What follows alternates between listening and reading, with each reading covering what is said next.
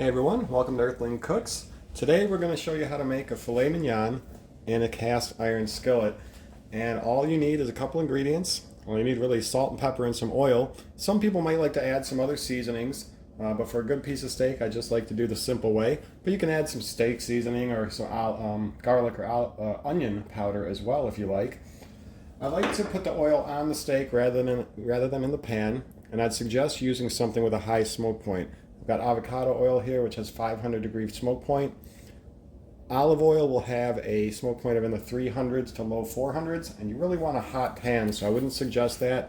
Even coconut oil and stuff, they're in the mid 300s, so I wouldn't suggest anything like that.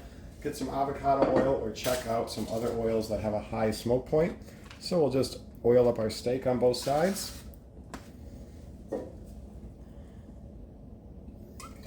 Have your cast iron skillet preheated. I've had mine going for like 10 minutes now, kind of like a grill. You want to get it all super hot and preheated. And then we'll just throw on the salt and pepper.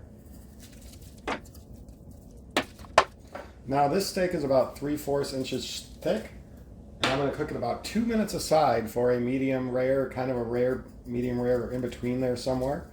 You can cook it a little more or a little less depending on the size of your steak, the thickness of your steak. If you want it medium or medium well, you might do 3.5 minutes aside. But for about a steak that's about 3/4 inch thick, we're going to do about 2 minutes aside. So now all we do is throw it in the pan and don't touch it. Just let it cook for 2 minutes. After 2 minutes, we'll give it a flip. And we'll cook it 2 minutes on the second side.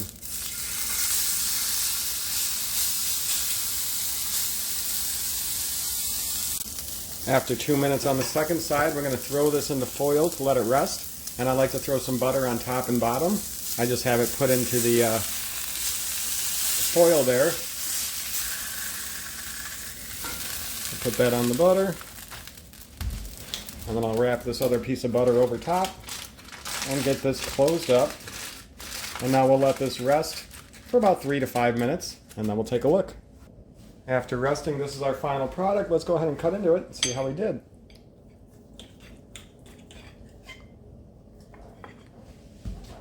And there we go, a nice medium rare.